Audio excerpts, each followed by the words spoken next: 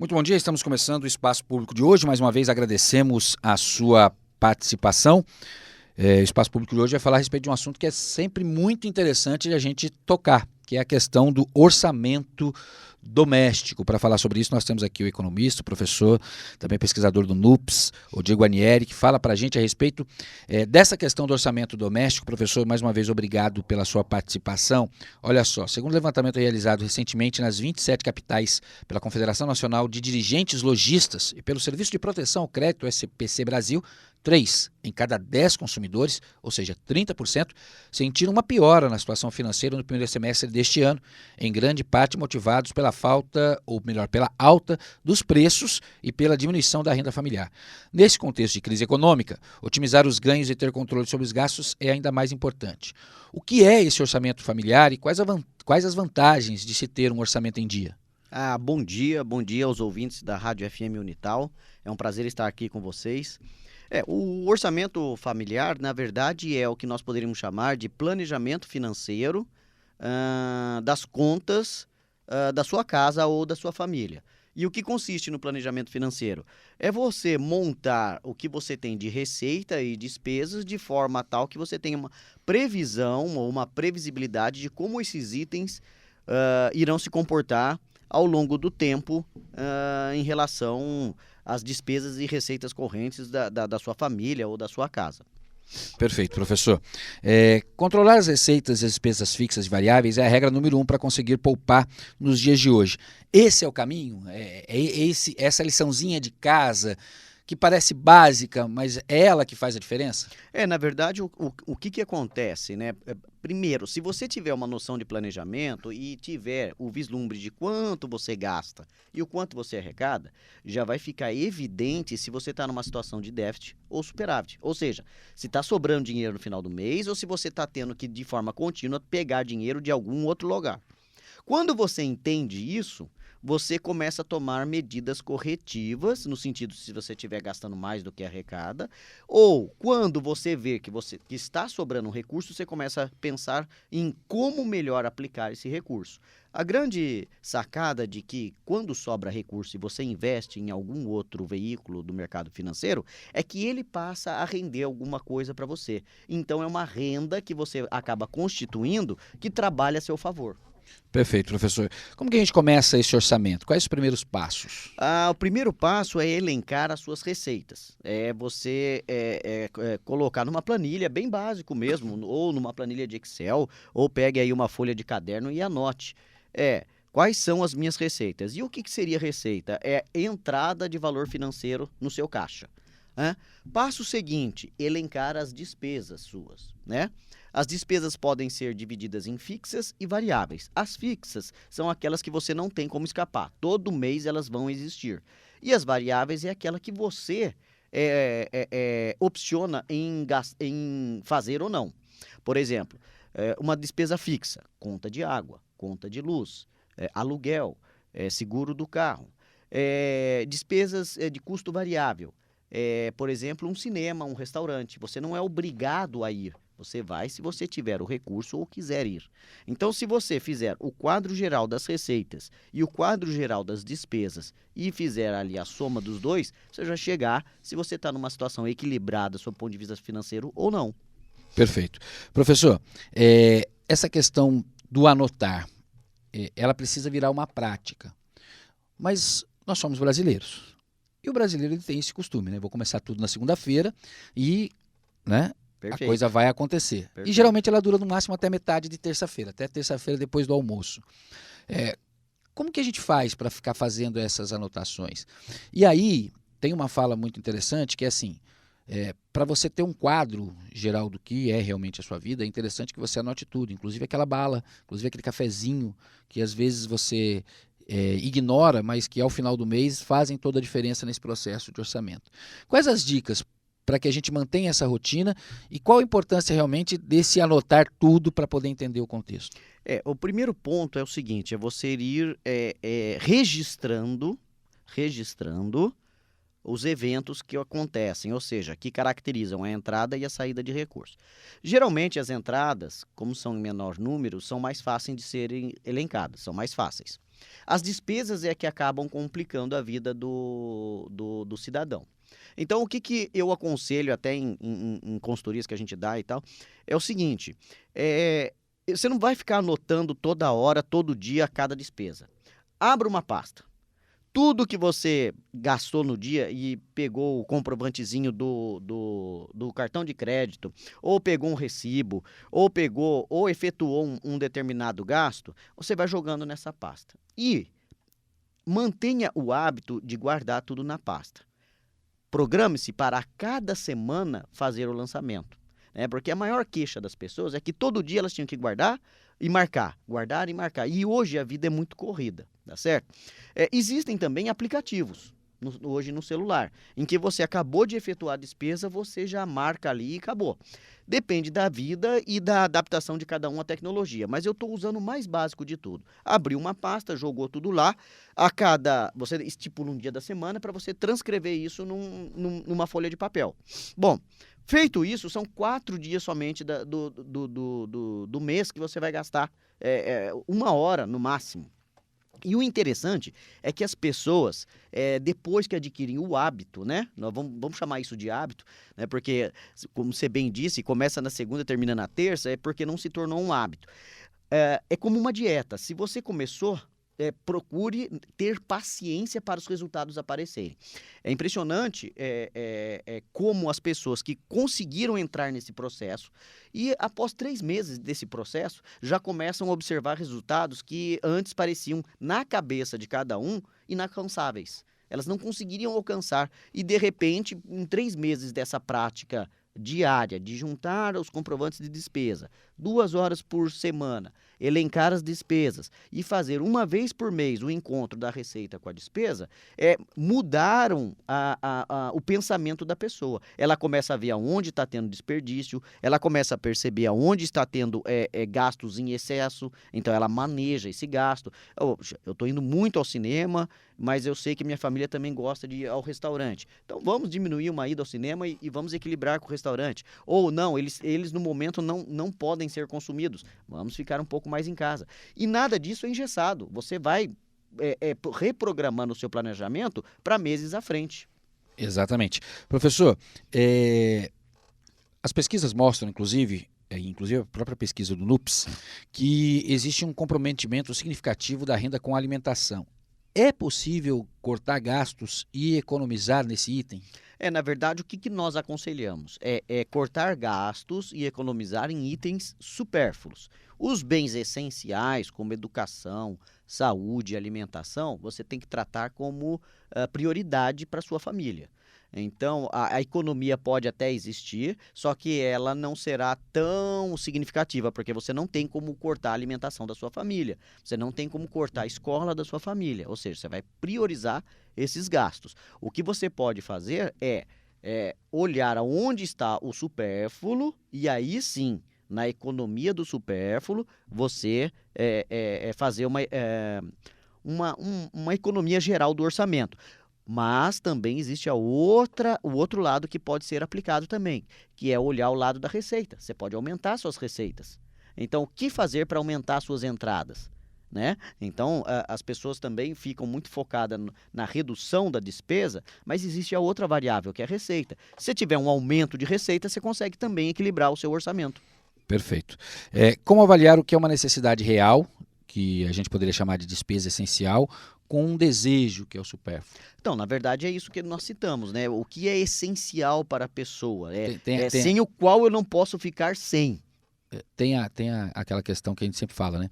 Desejo, necessidade, desejo, necessidade, desejo, necessidade. Na hora que você começa a fazer esse peso, o seu cérebro começa a olhar e fala assim, não, realmente isso aqui é muito mais desejo do que necessidade. Esse é um caminho? Sim, com certeza. Vamos aqui citar o seguinte, o consumo das famílias e das pessoas tem um alto grau de percentagem de impulsividade. Então, se você conseguir se controlar um pouco e se perguntar se realmente você precisa de algo, se realmente você precisa de mais um sapato, se realmente você precisa de mais, né? A cada compra que você fizer, você vai exercitando isso, você vai tendo o quê? A conscientização do seu gasto. Ele é realmente necessário naquele momento ou não? Professor, um dos inimigos das lojas de e-commerce são os boletos, né? Tanto que antigamente a gente percebia que a data de vencimento dos boletos geralmente era de 3 a 4 dias. Hoje, boa parte dos boletos, quando você faz uma compra online, boa parte dos boletos tem aí uma data de pagamento de no máximo 1 dia, 2, quando muito. Por quê? Porque boa parte das compras é feita justamente nisso, pela emoção, muito mais pela razão. Dá para dizer que essa também pode ser uma dica? Você vai fazer a compra, por exemplo, na internet, que hoje boa parte das compras acontece via eletrônica, peça para pagar no boleto ao invés de pagar no cartão. Porque depois que passou o cartão, já foi. Você vai ter que desistir depois de 7 dias, fazer a devolução, dá um trabalho, ninguém vai fazer, fica com o produto. É um caminho, por exemplo, emite o boleto, porque daí dá tempo de você pensar, você não perde a oferta, porque o que mata é a oferta. Nossa, isso aqui eu não posso ficar, porque é a última, né? É o último equipamento a esse valor, mas aí dá tempo de você pensar com mais calma, pode ser uma alternativa? Na verdade, eu considero isso como uma alternativa, mas eu enxergaria com muito mais inteligência a conscientização da pessoa que ela não precisa aderir a qualquer oferta. Mas isso não é mais difícil do que olhar para o boleto e pensar, será que eu preciso, será que não preciso? Sim, é mais difícil, mas daí é aquele trabalho em que você não está atacando a correção do problema, mas sim a prevenção. Você está se prevenindo. O brasileiro realmente tem esse hábito cultural. Ouviu a palavra promoção, ouviu a palavra oferta, ele sai comprando. Mas aí a gente cai no que nós caímos no que nós falamos agora há pouco. Eu realmente preciso disso? Não é porque um tênis está na oferta agora, gritante, caiu 50%, e às vezes você precisa checar se está 50% barato ou não, é que você precisa comprar. Você já tem 10 pares de tênis lá no seu guarda-roupa. Então, na verdade, eu prefiro pensar o seguinte: nós temos que nos educar financeiramente. E isso eu defendo há alguns anos, até perspassando por uma disciplina ali no colegial já, sabe? De educação financeira.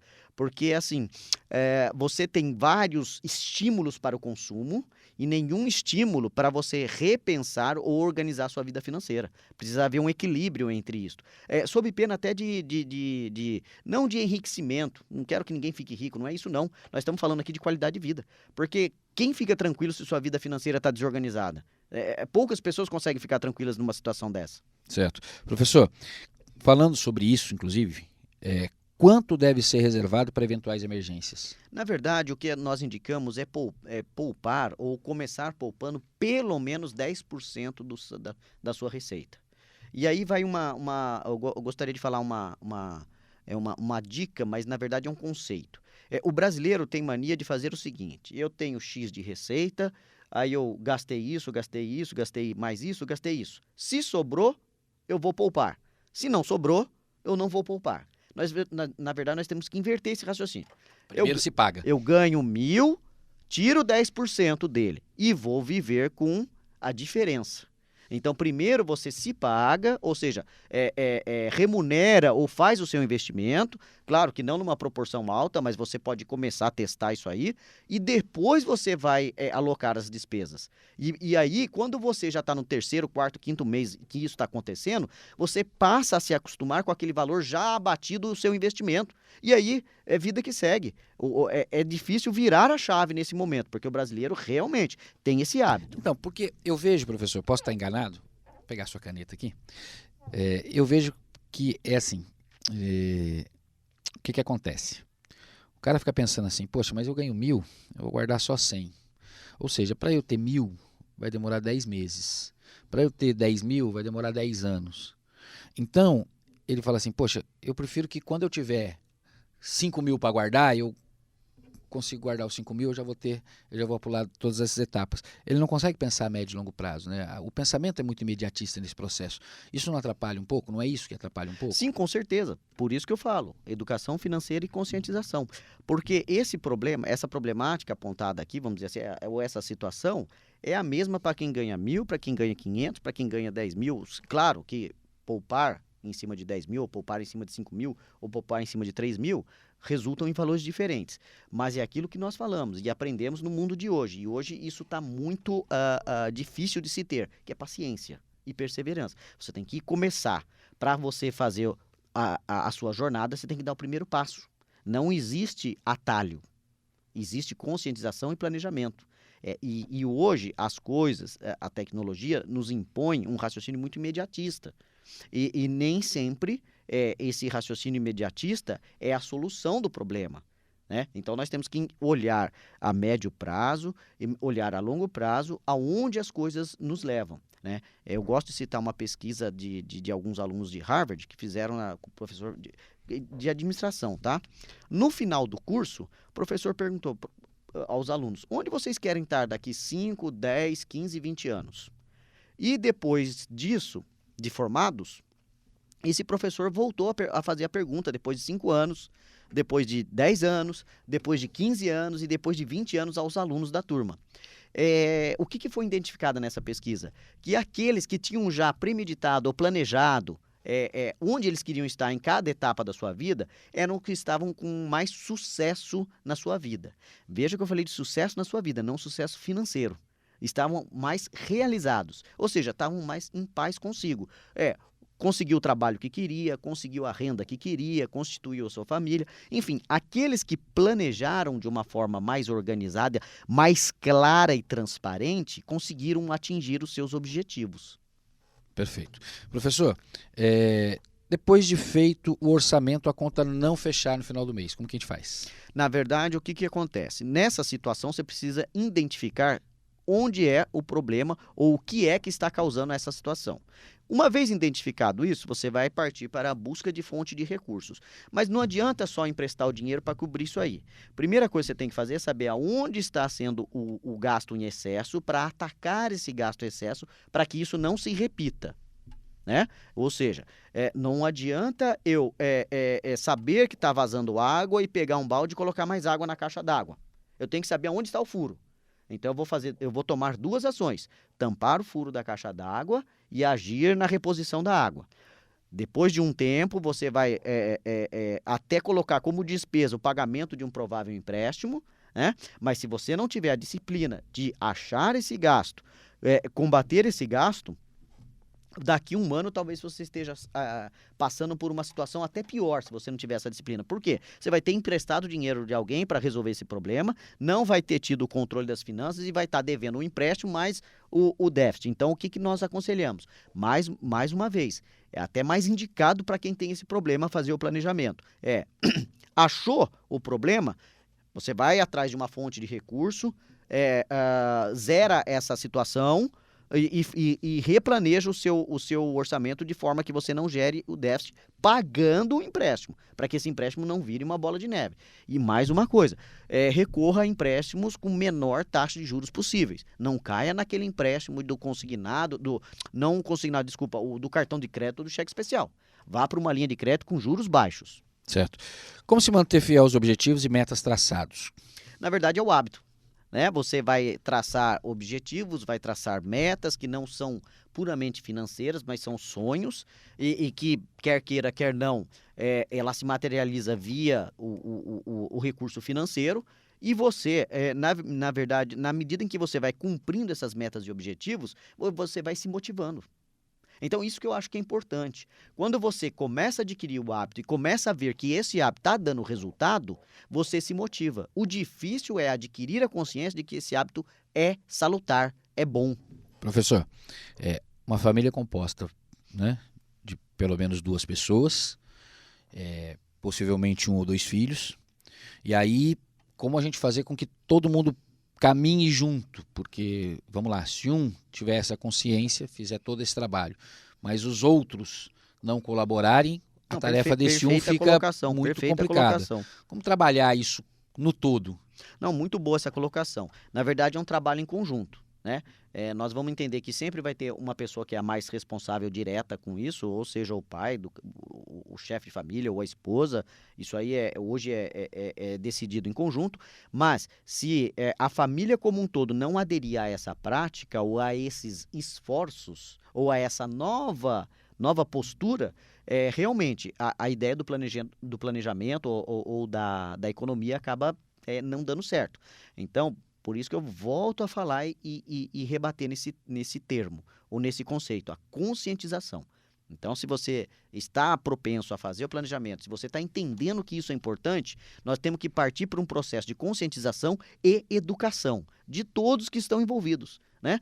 Não é porque nós temos lá 40 anos de idade, 30 anos de idade, que nós não podemos aprender coisas novas. Aliás, temos que estar com a mente aberta para coisas novas. Ah, mas eu vou ter que mudar o jeito ou o caminhar das coisas que eu estou acostumado até o momento? Claro que vai. Se o que você está fazendo está te prejudicando, por que não mudar para melhorar? Essa que é a pergunta, por que não mudar para melhorar? Então, esse processo vem via conscientização e educação. E um pouco de persistência, porque a pessoa não pode desistir logo no primeiro mês. Os resultados não vão aparecer ali na hora. Nesse ponto, professor, tem muita gente nos ouvindo e há, claro, diversas situações, mas vamos pegar aquela situação mais complicada, né?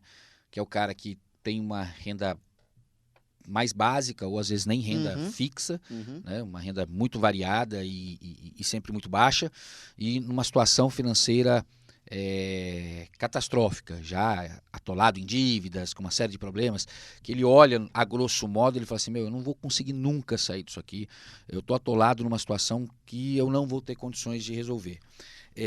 Mesmo essas pessoas se organizando, dá para visualizar a médio e longo prazo uma saída? Porque assim, a gente tem observado ao longo dos últimos meses ou ao longo dos últimos anos que a gente tem tido um aumento muito significativo nos casos de depressão e, consequentemente, nos casos de suicídio. Boa parte, aí a gente não tem nenhum estudo para nos embasar, mas a gente sabe que boa parte dessa situação ela é decorrência hoje de uma questão de ordem social, redes sociais, uma série de situações que tem afetado o pensamento das pessoas. Mas a gente sabe também que tem boa parte dessas situações que elas estão atreladas diretamente às questões de ordem financeiras. Pessoas que veem a família numa certa dificuldade, entram num processo depressivo e acabam chegando ao extremo. Então é um assunto que a gente precisa discutir, é uma questão que a gente precisa colocar. Qual é o ponto que ainda há salvação e qual é o ponto que não tem o que fazer? Como fica, que mensagem que a gente pode passar para essas pessoas que estão assim, olham e falam assim, eu não tenho como sair desse buraco? Não, na verdade, sempre tem como sair, tá certo? Nós temos que pensar positivo, né? Nós temos que pensar o seguinte, se você não... Agora, uma coisa é fato, se você não encarar o problema de frente, né, ele não será resolvido. Se você criou o problema, você resolve o problema, né? Então, você tem que encarar de frente. Não é fácil. O que nós percebemos é o seguinte, quando o problema está instalado e numa situação bem complicada, as pessoas procuram fugir dele, né? Então, tem a sensação do fracasso, professor? Isso atrapalha? Sim, com certeza. Existe essa sensação de fracasso, só que a pessoa tem que entender que ela não estava preparada para isso. E a ideia do planejamento financeiro vem justamente para mitigar ou retirar ou melhorar essa sensação. Falar, ó, agora você dispõe de uma ferramenta para começar a controlar ou a usar e a melhorar essa situação. Outro ponto que tem que ser citado aqui, nessa questão, é o seguinte, volto a reforçar isso aí. Toda uma situação difícil. O consumo imediatista leva a situações dessa de depressão. O que as pessoas precisam entender é assim, eu preciso ter tudo a todo instante? Né? O prazer imediato do consumo está sendo muito colocado hoje na sociedade. Né? E as pessoas e aí eu vou dar um passo para trás e pensar em questões de valores, de princípios, em que você não precisa se basear no consumo, ou eu não preciso ter a última coisa, a última moda para ser alguém. Pelo contrário, né? Eu sou o que eu sou, não o que eu tenho.